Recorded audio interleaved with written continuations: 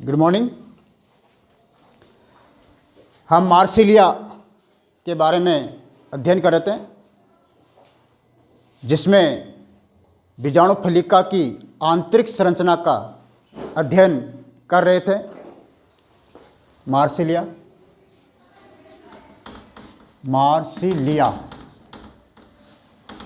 Structure of स्पोरोकार्प,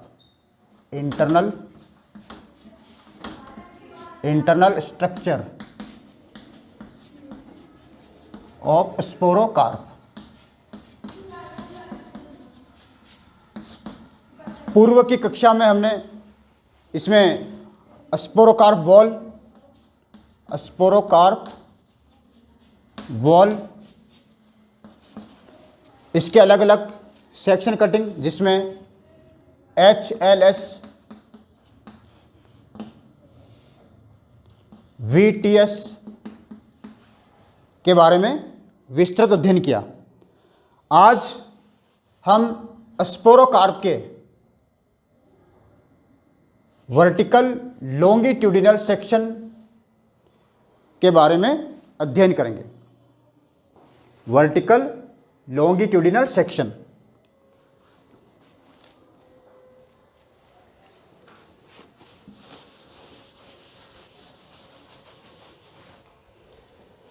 इस section में हम स्पोरोकार्प को वर्टिकली लॉन्गिट्यूडिनली रूप से काटेंगे। जैसे देखिए, ये बीजाणु फलिका है और इसका हम सेक्शन इस तरह से काटेंगे।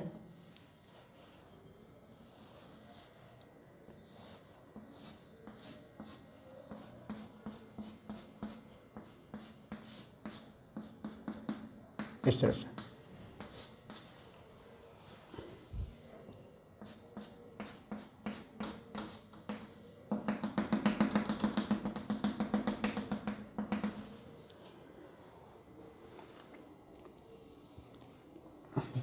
जब ये सेक्शन काट करके हम सूक्ष्मदर्शी से अध्ययन करते हैं तो इसकी आंतरिक संरचना का जो फिगर दिखाई देगा वो इस तरह से है।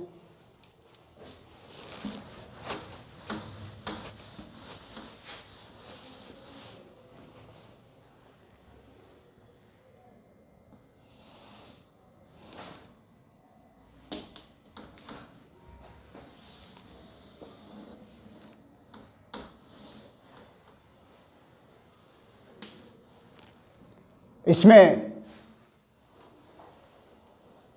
HLS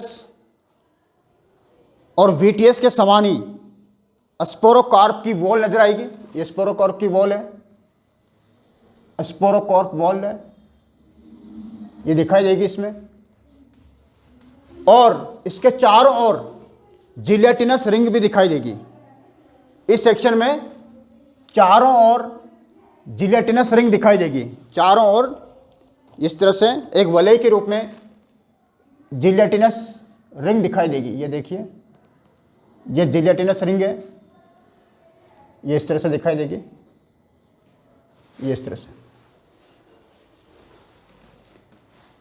यह जिलेटिनस वलय डोर्सल की ओर वेल डेवलप्ड रूप में पाई जाती है और वेंट्रल साइड में ये लेस डेवलप्ड रहती है। डोर्सल की ओर ये वेल डेवलप्ड है और नीचे की ओर लेस डेवलप्ड रूप में पाई जाती है।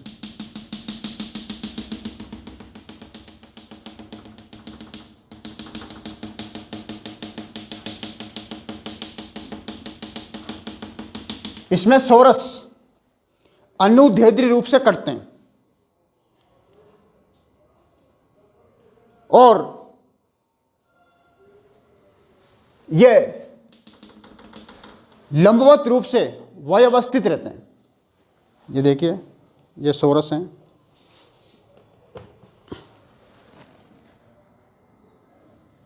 ये सोरस हैं।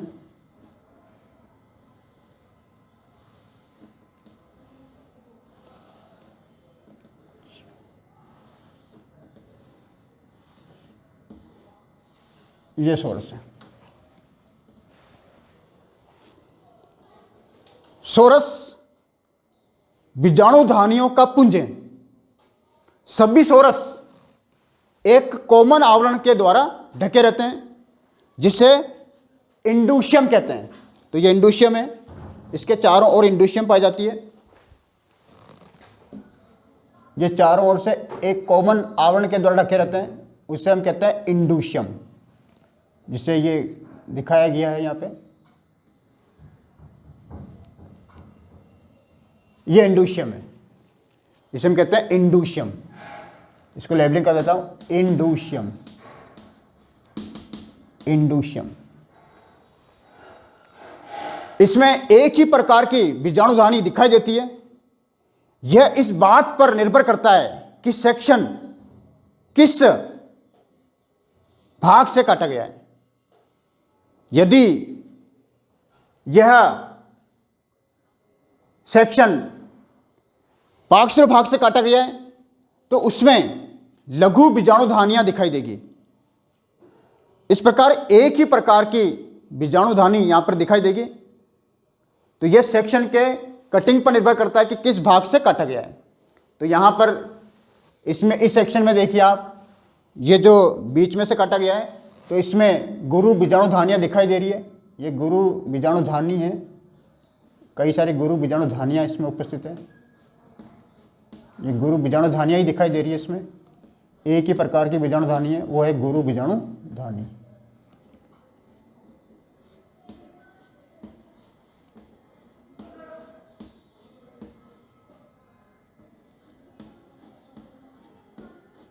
इस तरह से ये गुरु बीजाणुधानी है।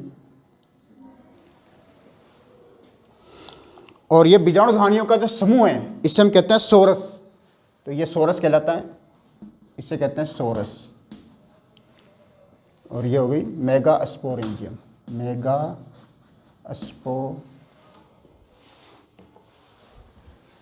मेगास्पोरेंजियम ये जिलेटिनस रिंग हो गई, जो कि जिलेटिनस रिंग, ये वाली जिलेटिनस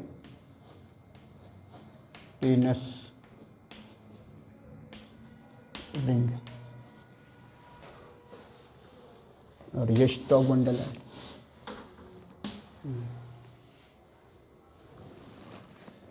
और इसमें ये प्लेसेंटल ब्रांच भी दिखाई देती है। सोरस के बीच में प्लेसेंटल ब्रांच भी दिखाई देती है इस तरह से। इसे हम कहते हैं placental branch. Placental branch, placental branch, placental branch दिखाई देती है। तो ये स्पोरोकार्प का वर्टिकल लॉन्गिट्यूडिनल सेक्शन का चित्र दर्शित किया गया है, जिसमें स्पोरोकार्प वॉल दिखाई दे रही है। ये स्पोरोकार्प वॉल है, स्पोरोकार्प वॉल दिखाई दे रही है। और स्पोरोकार्प वॉल से भीतर की ओर चारों ओर एक वलयनुमा जिलेटिनस रिंग दिखाई दे रही है, जो चारों ओर से एक वलयनुमा संरचना के रूप में पूर्ण रूप से दिखाई दे रही है। वो पृष्ठीय भाग की ओर सुविकसित है, लेकिन वेंट्रल भाग की ओर अल्प विकसित है।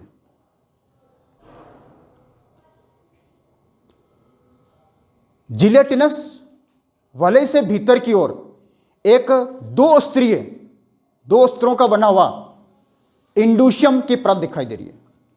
यह इंडूशियम सभी सोराई को ढकने का कार्य करती है।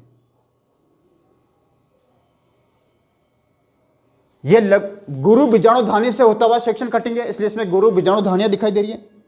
यदि हम लघु बीजाणुधानी से होता हुआ सेक्शन कटिंग करें, वीएलएस करें, तो उसमें लघु बीजाणुधानियां दिखाई देगी। वहां पर प्लेसेंटल बंडल भी दिखाई देंगे, जो कि इस सेक्शन में नहीं दिखाई दे रहे। तो इस प्रकार स्पोरोकार्प के विभिन्न तलों के आधार पर अलग अलग सेक्शन कटिंग के बारे में हमने विस्तृत अध्ययन किया, जिसमें पहला तो था स्पोरोकार्प वाल का स्ट्रक्चर, उसके बाद HLS, उसके बाद VTS और ये लास्ट में VLS सेक्शन कटिंग के बारे में हमने विस्तृत अध्ययन किया। अब हम आगे देखेंगे, आगे का जो नया जो टॉपिक है वो है बीजाणु फलिका की आकारिकीय प्रकृति, मॉर्फोलॉजिकल नेचर ऑफ स्पोरोकार्प। इस बिंदु पर हम विस्तृत अध्ययन करेंगे।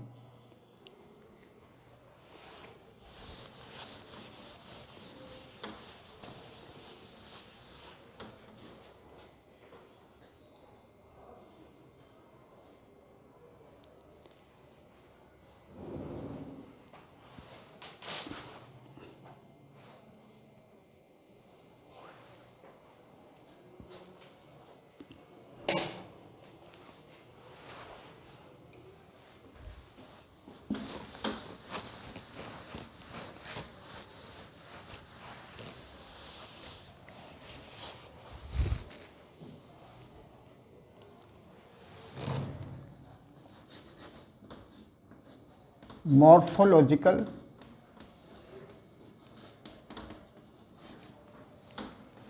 Nature of स्पोरोकार्प।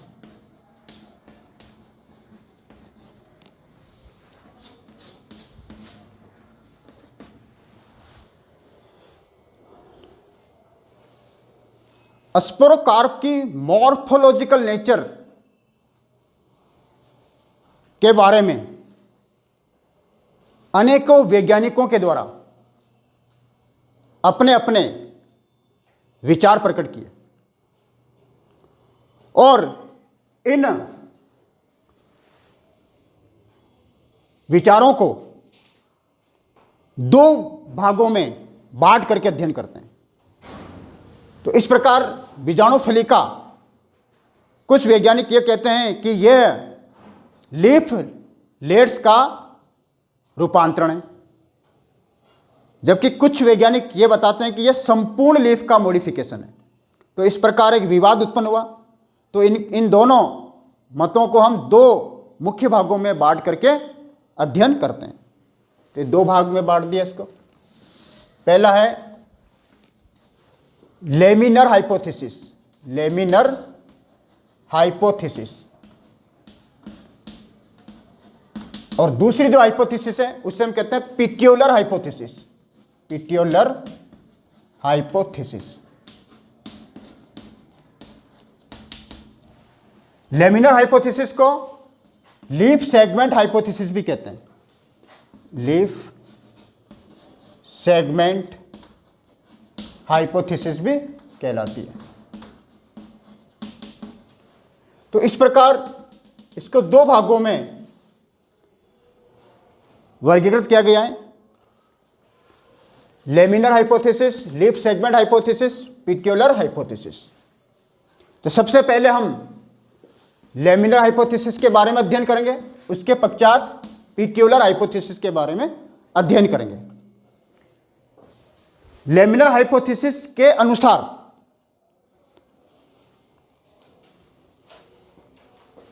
लेमिनर हाइपोथेसिस के अनुसार बीजाणु फलिका संपूर्ण लीफ का मॉडिफिकेशन न होकर के यह एक लीफ लेट का मॉडिफिकेशन है, इसलिए इसका नाम रखा गया लीफ लेट या लीफ सेगमेंट हाइपोथेसिस।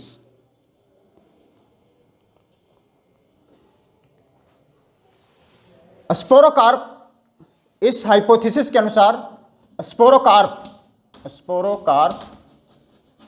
एक फर्टाइल लीफ सेगमेंट है।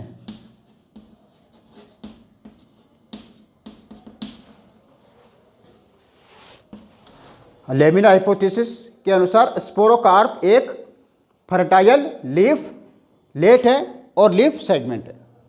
इस मत के समर्थन में अनेक वैज्ञानिक सम्मिलित हैं, जिसमें Russow, Busgen, Campbell, Bower, Goebel, पुरियन गर्ग एंड कैम गुप्ता आदि रहे थे। इनके बारे में इन्होंने जो अपना विचार प्रकट किया, इन्होंने जो अपना मत प्रकट किया, उनको हम एक एक बिंदुओं के आधार पर स्पष्ट रूप से अध्ययन करेंगे। तो पहला मत जो है वो है इसमें रूसो एंड बुशजेन। पहला मत जो है रूसो एंड बुशजेन ने दिया, वो हम पहले स्टडी करेंगे। तो इसमें पहला मत रूसो और बुशजेन का रहा, तो ये हो गया रूसो एंड बुशजेन। रूसो एंड बुशजेन, ये पहले वैज्ञानिक इन्होंने ये मत प्रकट किया कि बीजाणु फलिका दो लीफलेट के मिलने से बनती है। बीजाणु फलिका दो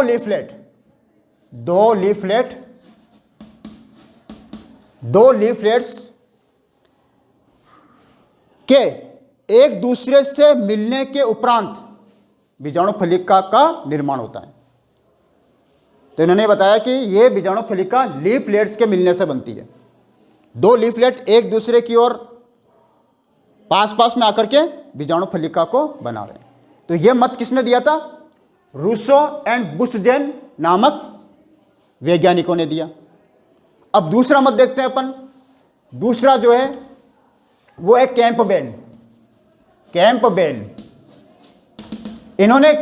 इन्होंने यह बताया कि बीजाणु फलिका पिनेटली कंपाउंड लीफ का मॉडिफिकेशन है। बीजाणु फलिका पिनेटली कंपाउंड लीफ का रूपांतरण है। तो कैंपबेल ने क्या बताया कि यह स्पोरोकार्प पिनेटली कंपाउंड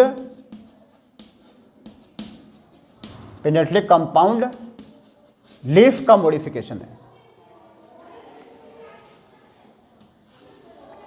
इसके बाद अगले वैज्ञानिक थे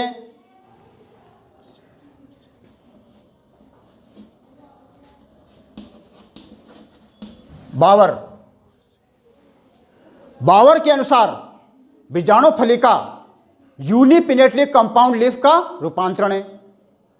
बावर के अनुसार बीजाणु फलिका यूनिपिनेटली कंपाउंड लीफ का रूपांतरण है।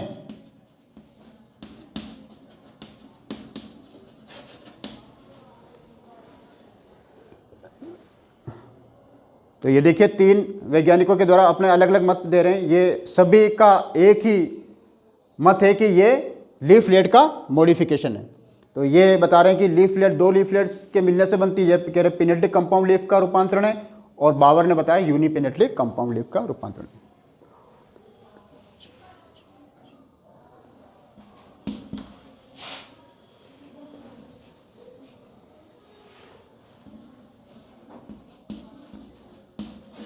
फिर एक गोबेल वैज्ञानिक। गोबेल के अनुसार बीजाणु फलिका एक फर्टाइल लीफलेट है। बीजाणु फलिका एक फर्टाइल लीफलेट है। तो इन्होंने बताया कि यह बीजाणु फलिका एक फर्टाइल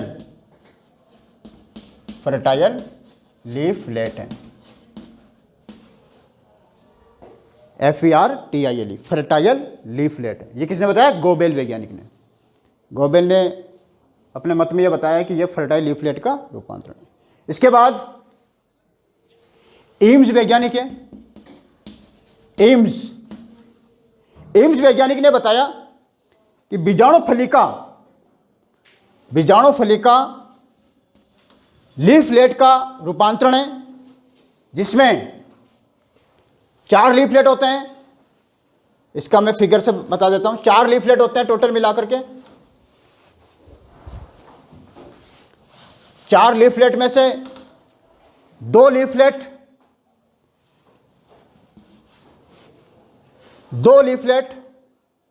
अग्रस्थ 2 लीफलेट और दूरस्थ 2 लीफलेट अलग अलग बीजाणु फलिका के अलग अलग भागों को निर्मित करते हैं।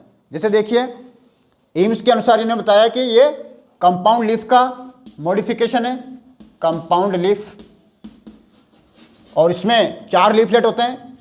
4 लीफलेट, जैसे मार्सिलिया के अंदर मैंने बताया लीफलेट का संख्या 3 से 8 तक होती है। जैसे मार्सिलिया क्वाड्रिफोलिया में 4 होते हैं, तो हम उसी का ले लेते हैं। तो कंपाउंड लीफ में लीफलेट की संख्या होती है 4, ये 4 लीफलेट हो गए। 4 लीफलेट होते हैं, ये 4 लीफलेट्स हो गए, 4 लीफलेट्स। इसमें 2 लीफलेट, ऊपर के 2 लीफलेट और नीचे के 2 लीफलेट, नीचे की साइड हो गया, तो इसे कहते हैं लोअर 2 लीफलेट, लोअर, ये लोअर हो गया और ये अपर। लोअर 2 लीफलेट है, इन्हें हम कहते हैं प्रॉक्सिमल लीफलेट। ये प्रॉक्सिमल लीफलेट जो है ये डेंटेट नामक संरचना को बनाते हैं। डेंटेट नामक संरचना जिसे हम कहते हैं ट्यूबरकल्स। तो ये ट्यूबरकल्स बनाते हैं, बीजाणु फलिका के ट्यूबरकल्स का निर्माण करते हैं। तो ये बीजाणु फल के ट्यूबरकल्स को बनाते हैं, ट्यूबरकल्स, बीजाणु फलिका के ट्यूबरकल्स को बनाते हैं। और अपर 2 लीफलेट ये बीजाणु फलिका में बॉडी का निर्माण करते हैं, ये बॉडी का निर्माण करते हैं। तो बीजाणु फलिका में आपने देखिए कि 2 भाग होते हैं, ये देखिए इस तरह से 2 भाग होते हैं। तो इसमें 2 लीफलेट, नीचे के 2 लीफलेट तो ट्यूबरकल्स को निर्मित कर रहे हैं और अपर 2 लीफलेट बॉडी को निर्मित कर रहे हैं। तो एम्स ने इसमें वेस्कुलर सप्लाई के आधार पर यह सिद्ध करा कि यह स्पोरोकार्प कंपाउंड लीफ में यानी 4 लीफलेट्स का मॉडिफिकेशन है। तो एम्स ने यह मत प्रस्तुत किया। इसके पश्चात अगले वैज्ञानिक आते हैं,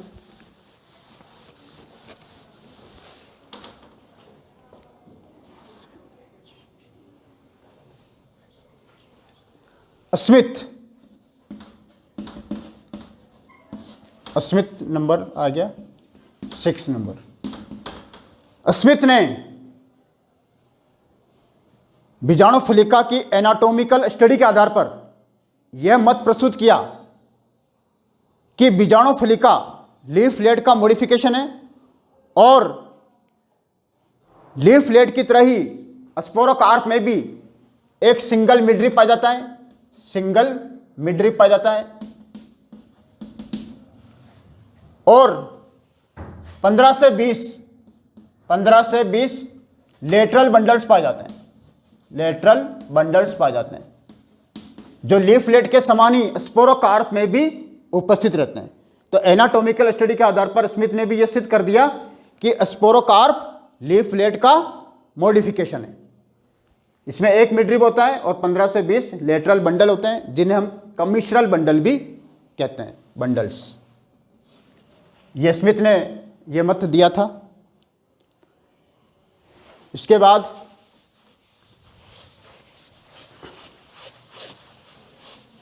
बाद वैज्ञानिक आते हैं Puri and Garg. Puri and Garg, Puri and Garg.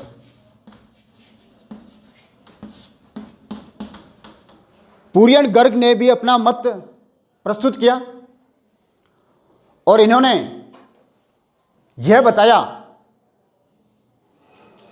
कि लीफलेट्स में पिन्यूल्स की संख्या स्पोरोकार्प में उपस्थित लेटरल बंडल्स की संख्या के बराबर होती है।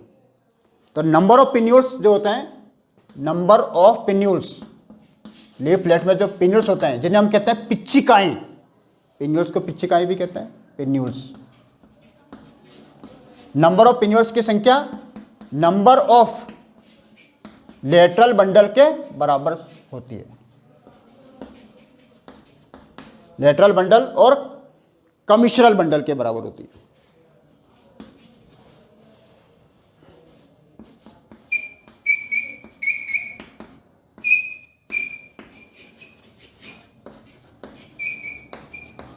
कमिश्रल बंडल्स के बराबर पाई जाती है। तो इन्होंने भी एनाटॉमिकल स्टडी के पश्चात ये मत दिया कि लीफलेट में नंबर ऑफ पिन्यूल्स की संख्या किसके बराबर है? लेटरल बंडल्स के बराबर है।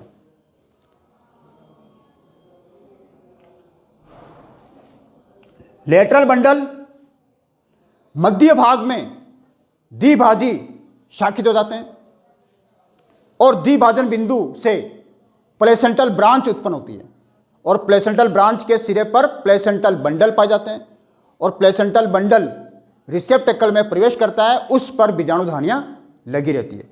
ठीक इसी प्रकार की व्यवस्था लीफलेट में भी देखी गई है। तो इन्होंने पुरी और गर्ग के मतानुसार इन्होंने जो फिगर दर्शित किया वो इस प्रकार से हैं। ये देखिए,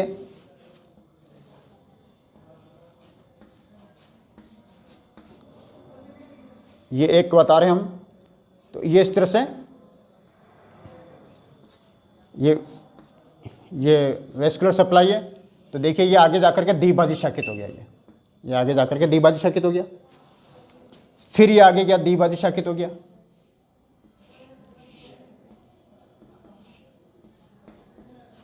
तो यही कहलाती है पिन्यूल्स, इन्हें हम कहते हैं पिन्यूल्स। तो ठीक बीजाणु फलिका में भी इसी प्रकार की संरचना पाई जाती है। वहां पर स्पोरोकार्प के केस में हम इसे डोर्सल बंडल कहते हैं और इसे हम लेटरल बंडल का नाम देते हैं। और लेटरल बंडल से ये शाखाएं उत्पन्न हुई जो रिसेप्टेकल में प्रवेश करती है।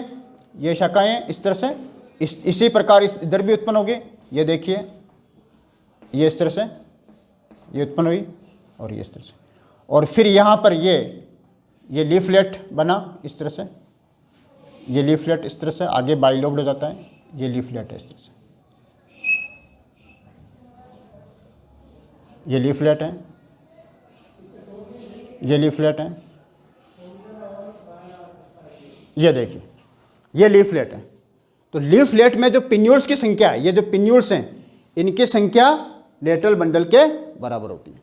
तो पुरी एंड गर्ग के मतानुसार इन्होंने इस प्रकार इन्होंने यह सिद्ध करने की कोशिश करी कि बीजाणु फलिका लीफलेट का रूपांतरण है।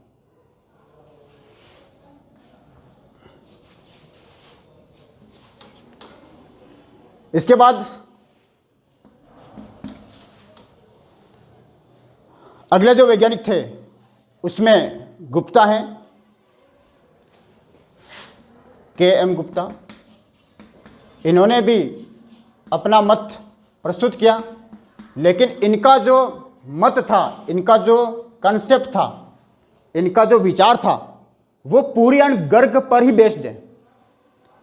पुरी एंड गर्ग वैज्ञानिकों के मत पर ही बेस्ड है। इन्होंने भी ये बताया कि लेटरल बंडल की संख्या पिन्यूल्स की संख्या के बराबर होती है और उतने ही लॉब्स होते हैं, उतने ही लॉब्स होते हैं। तो इन्होंने भी यही बताया कि लेटरल बंडल पिन्यूल्स के समान होते हैं और ये आगे जाकर के, ये देखिए ये लेटरल बंडल है, ये आगे जाकर के द्विभाजी शाखित हो जाते हैं, द्विभाजी शाखित हो गए। और ये जो द्विभाजी शाखित हुआ तो इसमें ये पाली बन गई, ये देखिए ये पाली बन गई, इस तरह से पाली बन गई है। तो इन्होंने बताया कि पालियों की संख्या भी लेटरल बंडल के बराबर होती है। जैसे ये तो डोर्सल बंडल हो गया, ये आगे जाकर के लेटरल बंडल में, तो ये पालियों की संख्या किसके बराबर हुई? लेटरल बंडल के बराबर।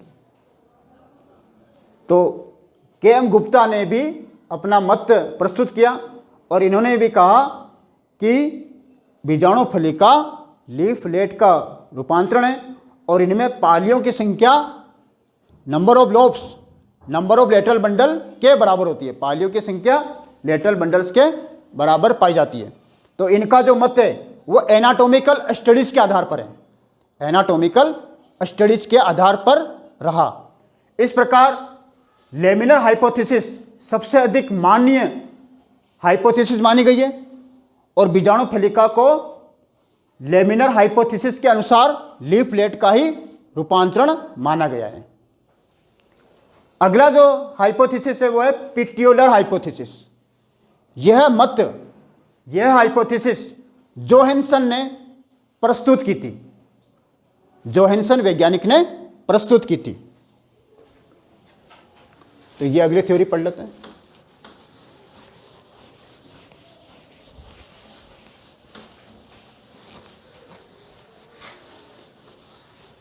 अगला जो हाइपोथेसिस है वो है पिट्यूलर हाइपोथेसिस, और यह हाइपोथेसिस दी थी जोहानसन ने।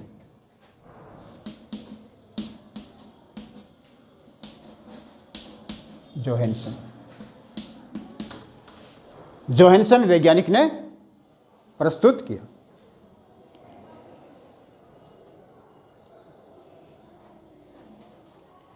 इनके अनुसार जोहानसन के अनुसार बीजाणुफलिका लीफलेट का रूपांतरण न होकर संपूर्ण लीफ का रूपांतरण है। एक लीफलेट का रूपांतरण न होकर संपूर्ण लीफ का मॉडिफिकेशन है।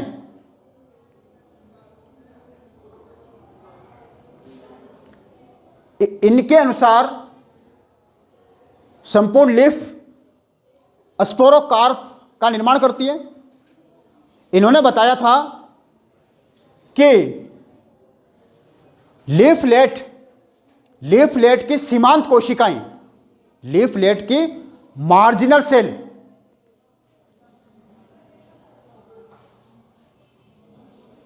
या हम कह सकते हैं कि संपूर्ण लीफ, इसे उस चित्र से बनाने की कोशिश करते हैं।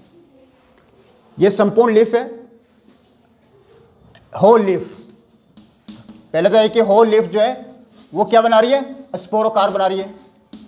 इन्होंने ये बात बताई थी जोहानसन ने। ओके, अब ये जो लीफ है, होल लीफ, इस लीफ का जो सीमांत कोशिकाएं, मार्जिनल सेल है, मार्जिनल सेल को हम कहते हैं सीमांत कोशिकाएं। मार्जिनल सेल लीफलेट को न बनाकर, लीफलेट को नहीं बनाएगी। मार्जिनल सेल लीफलेट को न बनाकर ये क्या बनाएगी, ये बनाएगी स्पोरेंजिया बनाएगी। स्पोरेंजिया को बनाएगी। लीफलेट तो नहीं बना रही है, लेकिन स्पोरेंजिया बना रही है। तो इस प्रकार इन्होंने बताया कि पूरी की पूरी लीफ जो है वो स्पोरेंजिया ढक रहे हैं, बाकी भाग इसको ढकने का काम करते हैं। तो एक विशेष प्रकार की संरचना का निर्माण होता है जिसके भीतर स्पोरेंजिया पाए जाते हैं, और वह विशेष प्रकार की संरचना क्या है, बीजाणुफलिका। तो ये बाकी का जो भाग है, जैसे ये देखिए, ये लीफ है, ये पिट्यूल हो गया इसका, ठीक है ना। अब ये पिट्यूल है, तो पिट्यूल के ऊपर लीफलेट लगे हुए रहते हैं, इस तरह से लीफलेट लगे हुए रहते हैं। ये तो हम कॉमनली बात कर रहे हैं, लेकिन इन्होंने जोहानसन ने बताया था कि ये जो लीफ है, इसके मार्जिनल सेल, ये जो सेल है किनारे वाली सेल, ये बीजाणुधानियां बनाती है, और ये जो है बाकी भाग इसको ढकने का काम करते हैं। तो ये बीजाणुफलिका बन गई। और ये छोटा सा व्रंथ है, इसे कहते हैं बीजाणुफलिका व्रंथ। इसको और स्पष्ट रूप से बता देते हैं आपको। ये देखिए, जैसे हम इसको वापस बनाते हैं डायग्राम को, यह तो इसका underground stem that is called rhizome, और ये इसका पिट्यूल हुआ। तो ये पिट्यूल आया, और अब इसकी सीमांत कोशिकाएं, इसको बड़ा कर देता हूं, देखिए इसकी सीमांत कोशिकाएं जो है ये बीजाणुधानी बना रही है। ये बीजाणुधानी इधर बन गई, एक इधर बन गई, और एक इधर बन गई। फिर जो बाकी का भाग है इसको ढकने का कार्य कर रहा है, इसको ढकने का कार्य किया इसने, ये ढकने का कार्य किया। तो ये छोटा सा भाग जो नीचे की ओर है, ये बीजाणुफलिका का व्रंथ कहलाता है। तो इसे कहते हैं पेडंकल, इसे हम कहते हैं पेडंकल। और बाकी ये भाग स्पोरोकार्प की बॉडी है, और यहाँ पे ये ट्यूबरकल, जो कि एम्स ने बता दिया था। एम्स ने बताया कि इसके जो अग्रस्त भाग है, अग्रस्त लीफलेट है, वो ट्यूबरकल्स बनाते हैं, और ऊपर के लीफलेट बॉडी बनाते हैं। तो यहाँ पर वो बात नहीं आ रही है, यहाँ पर तो संपूर्ण लीफ जो है वो मॉडिफाइड हो रही है। तो ये पेडंकल हो गया और ये बीजाणु फलिका को बना दिया। तो इन्होंने, जोहानसन ने इस प्रकार पिट्यूलर हाइपोथेसिस प्रस्तुत की, संपूर्ण लीफ का रूपांतरण है। इस प्रकार बीजाणु फलिका की मॉर्फोलॉजिकल नेचर का अध्ययन पूर्ण होता है। अब इसके पश्चात हम अध्ययन करेंगे कि इसके बीजाणु धानी का डेवलपमेंट किस प्रकार से होता है, इसका परिवर्धन किस प्रकार से होता है, वो हम स्टडी करेंगे।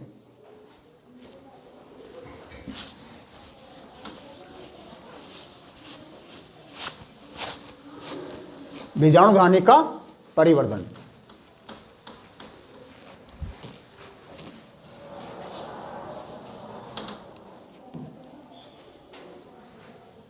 तो हम पढ़ेंगे डेवलपमेंट ऑफ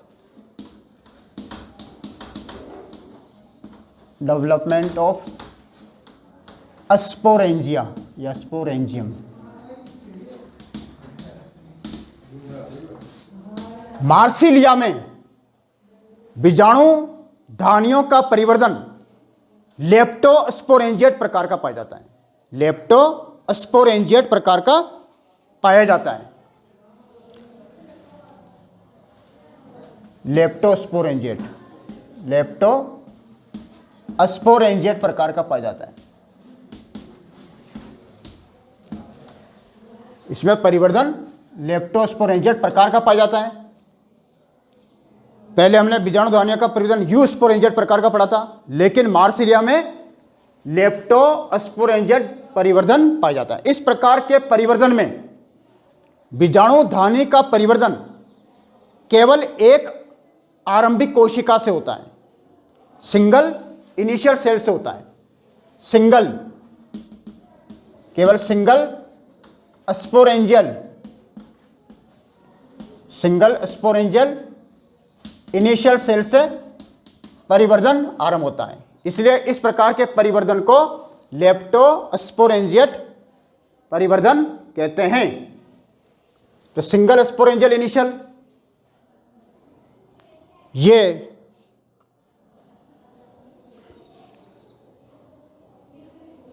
लीफ के मार्जिन पर व्यवस्थित रहती है और कोई भी एक single cell single sporangial initial के रूप में कार्य करती है, जो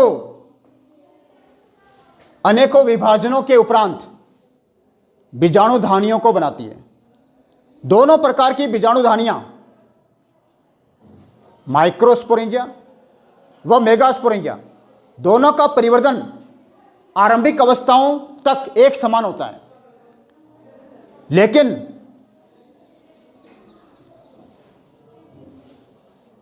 कुछ समय पश्चात इनके दोनों के परिवर्तन में अंतर आ जाता है। तो प्रारंभिक अवस्थाओं तक इनका दोनों का परिवर्तन एक समान होता है। तो हम पढ़ते हैं, इसलिए हमने यहाँ पर स्पोरेंजियम का अलग अलग नाम नहीं दिया, क्योंकि परिवर्तन एक समान हो रहा है। तो सबसे पहले हम सिंगल स्पोरेंजियल इनिशियल में डिवीजन करेंगे, पेरिक्लिनल डिवीजन करेंगे, इसे हम कहते हैं पीडी। तो अनुप्रस्थ रूप से ये सेल कटेगी और दो सेल बनेगी। एक तो बनेगी इनर सेल बनेगी और एक सेल बनेगी outer cell. Inner cell sporangium के डेवलपमेंट में भाग नहीं लेगी। यह इनर सेल स्पोरेंजियम के डेवलपमेंट में भाग नहीं लेती है, केवल आउटर सेल ही स्पोरेंजियम के डेवलपमेंट में भाग लेगी। इनर आउटर सेल में पुनः विभाजन होता है, पेरिक्लिनल डिवीजन होता है, जिससे आउटर जैकेट इनिशियल बनती है। आउटर जैकेट इनिशियल बनता है। यह इनिशियल ओनली एंटीक्लिनल डिवीजन करेगी और उससे सिंगल लेयर्ड, एक ही लेयर्ड का जैकेट बनेगा, सिंगल लेयर्ड जैकेट बनेगा, एक ही स्तर का जैकेट का निर्माण होगा। दूसरी कोशिका जो है वो कहलाती है inner archesporial cell. Inner archesporial cell,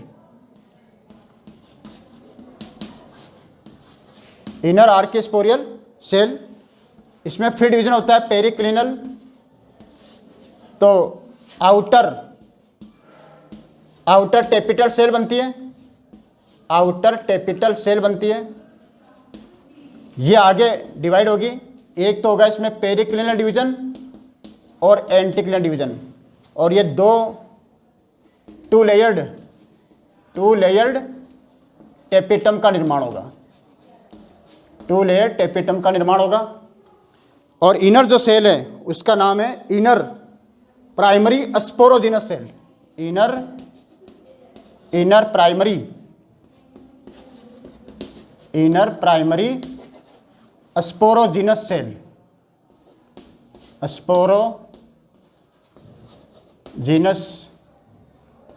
inner primary sporogenous cell, ये बनेगी।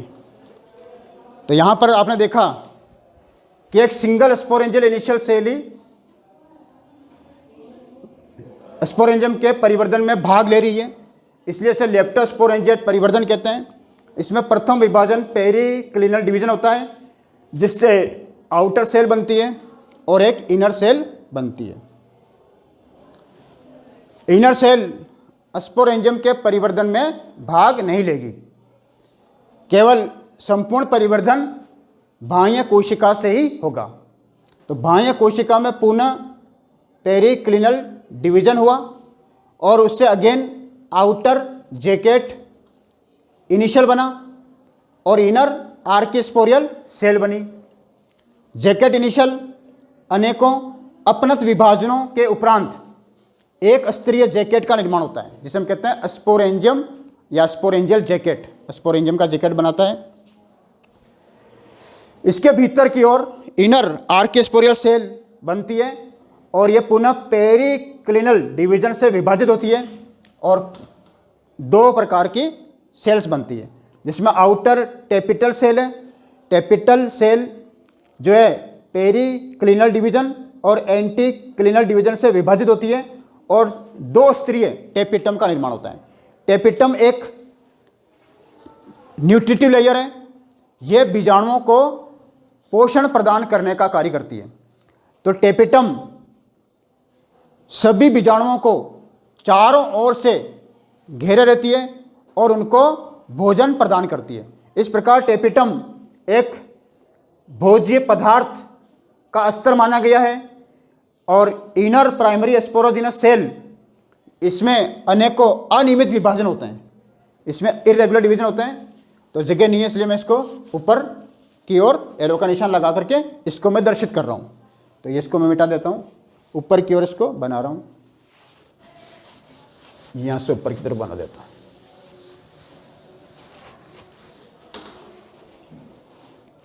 इनर प्राइमरी स्पोरोजिनस सेल, इसमें विभाजन हुए और इससे बन गया स्पोर मदर सेल बन गया, स्पोर मदर सेल बन गई, spore mother cell. Spore mother cell यह मियोसिस के द्वारा डिवाइड होकर के स्पोर्स बनाती है, स्पोर्स बनाती है। अब यहां तक स्पोर मदर सेल तक दोनों प्रकार की स्पोरेंजिया का परिवर्धन एक समान रहता है, लेकिन इसके बाद परिवर्धन में अंतर आ जाता है। यदि लघु बीजाणुधानियों का परिवर्धन होगा तो सारी की सारी स्पोर मदर सेल, सभी स्पोर मदर सेल अर्धसूत्री विभाजन के द्वारा विभाजित होगी और विभाजन के उपरांत बीजाणु बनेंगे और बीजाणु बनेंगे उसमें। तो इस प्रकार कई सारे बीजाणु बनेंगे, उन्हें कहते हैं माइक्रोस्पोर, उन्हें कहते हैं लघु बीजाणु। तो लघु बीजाणुधानी में कई सारे लघु बीजाणु उत्पन्न होंगे। यदि बीजाणुधानी गुरु बीजाणुधानी के रूप में परिवर्तित हो रही है तो वहां पर स्पोर मदर सेल, केवल एक ही स्पोर मदर सेल जीवित रहेगी, अन्य स्पोर मदर सेल विघटित हो जाएगी। केवल एक ही बीजाणु मात्र कोशिका क्रियात्मक रहेगी, बाकी सारी बीजाणु मात्र कोशिकाएं जो है नष्ट हो जाएगी और एक सिंगल मेगास्पोर मदर सेल, इसमें हम मेगास्पोर मदर सेल कहेंगे, फिर megaspore mother cell, single megaspore mother cell meiosis के द्वारा विभाजित होगी और हैप्लॉइड स्पोर बनाएगी, हैप्लॉइड मेगास्पोर बनाएगी। इसको हम मेगास्पोर कह देंगे, हैप्लॉइड मेगास्पोर, हैप्लॉइड मेगास्पोर बनेगा, हैप्लॉइड मेगास्पोर बनेगा। तो ये 4 होते हैं, संख्या में 4 होते हैं, चतुष्कों के रूप में पाए जाते हैं, लेकिन इनमें से 3 नष्ट हो जाते हैं। 3 क्या हो जाएंगे? नष्ट हो जाएंगे। केवल एक क्रियात्मक रहेगा, एक मेगास्पोर क्रियात्मक रहेगा, एक मेगास्पोर क्रियात्मक रहेगा।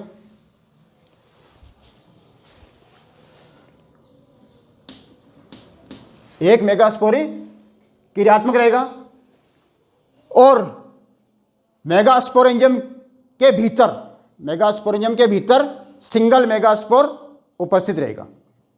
जबकि लघु बीजाणुधानी के केस में कई सारे लघु बीजाणु उपस्थित रहेंगे, परंतु गुरु बीजाणुधानी में केवल एक ही मेगास्पोर क्रियात्मक रहेगा। बाकी सारे नष्ट होकर के प्लाज्मोडियल फ्लूइड का निर्माण करेंगे, प्लाज्मोडियल फ्लूइड का निर्माण करेंगे और वो इन्हें पोषित करेंगे। इस प्रकार ये सिंगल मेगास्पोर लघु बीजाणु की तुलना में काफी बड़ा होगा और ये स्थिति विषम बीजाणुता कहलाती है, जो कि मार्सिलिया में पाई जाती है। तो इस प्रकार बीजाणुधानियों का परिवर्धन मार्सिलिया में संपन्न होता है, जिसमें आपने देखा कि लघु बीजाणुधानी और गुरु बीजाणुधानियाँ प्रारंभिक अवस्थाओं में एक समान होती है, लेकिन बाद में इनमें परिवर्तन असमान होता है। गुरु बीजाणुधानी प्लेसेंटा या रिसेप्टेकल के शीर्ष पर बनती है और वह सबसे पहले बनती है और वह शीर्ष भाग में पाई जाती है, जबकि लघु बीजाणुधानियाँ बाद में बनती हैं और वो नीचे साइड में पाई जाती है। इस प्रकार के परिवर्तन को आधारी क्रम या बेसिपिटल क्रम कहते हैं, बेसिपिटल सीक्वेंस कहते हैं, या इस प्रकार इनकी व्यवस्था को ग्रेडेड कहते हैं, ग्रेडेड सोरस। इसलिए ग्रेडेड सोरस प्रकार का इसमें क्रम पाया जाता है।